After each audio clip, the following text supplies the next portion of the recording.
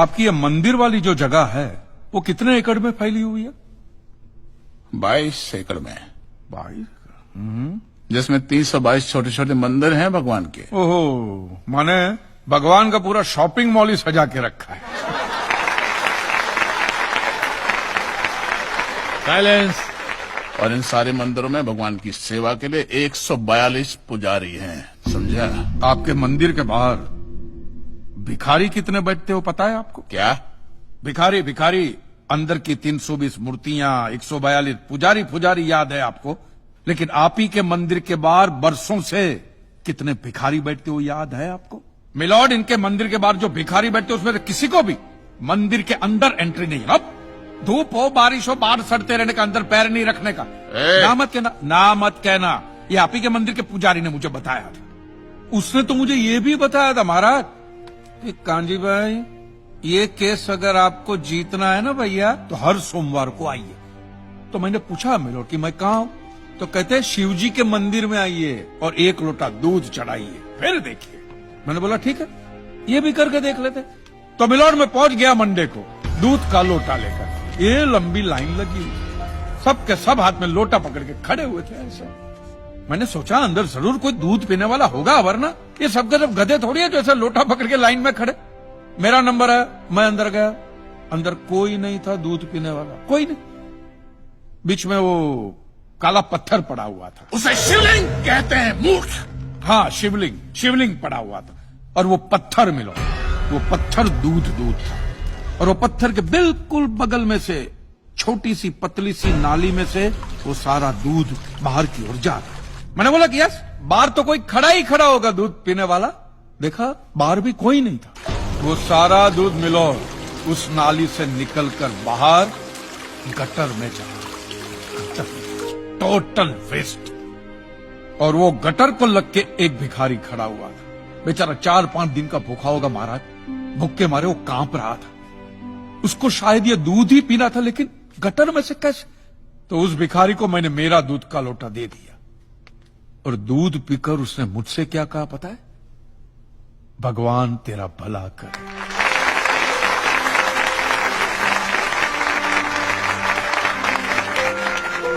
तो मंदिर में आने वाला एक एक इंसान वो पत्थर पे दूध डालने के बजाय किसी गरीब के पेट में डाले ना तो सबसे ज्यादा पुण्य मिलेगा, नहीं?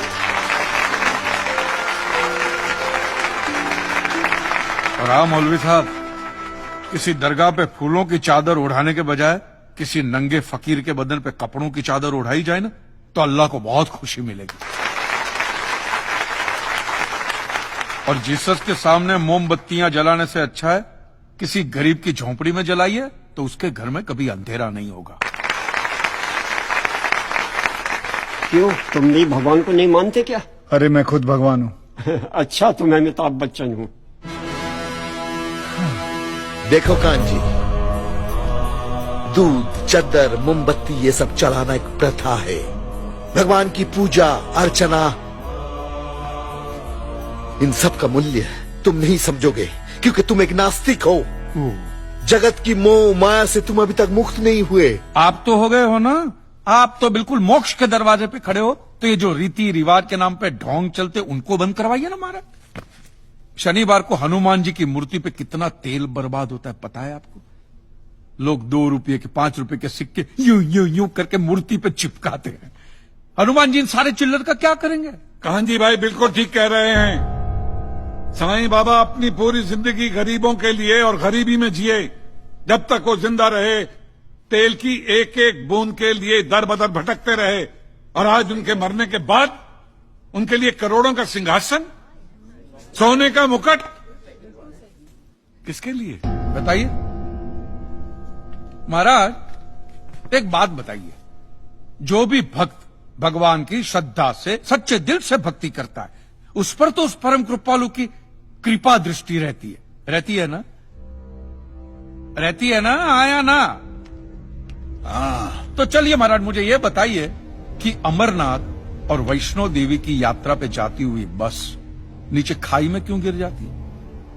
वो तो भगवान की भक्ति के लिए जा रहे थे, श्रद्धा से भजन गाते गाते जा रहे थे, तो भगवान ने डायरेक्टली उनको ऊपर बुला लिया। और आप मुझे एक गाड़ी ऐसी बताइए जिसका एक्सीडेंट हुआ हो और जिसके अंदर भगवान की मूर्ति या फोटोग्राफ ना हो। बताइए बताइए। I object my Lord. From day one ये आदमी बातों को यूं यूं गोल गोल घुमा रहा है। मिस्टर कांजी, ये कोई डिबेट नहीं है अच्छे बुरे की, ये कोर्ट है और यहां प्रूफ चलता है और हमारे पास प्रूफ है, इंश्योरेंस पेपर्स पर आपके सिग्नेचर्स।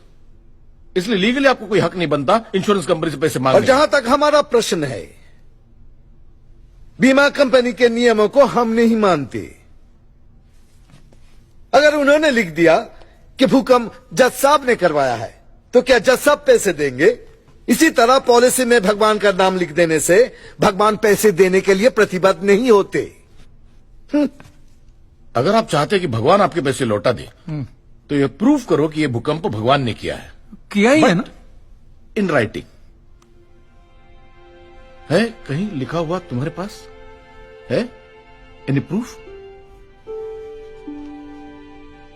मिलॉर्ड, ये mister kanji, court of law में सिर्फ दलीलों पर फैसले नहीं होते।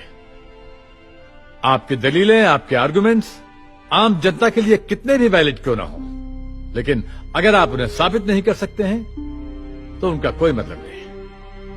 आपके पास कोई सबूत है? No milord. In that case यह अदालत आपको 1 महीने का आखिरी मौका देती है।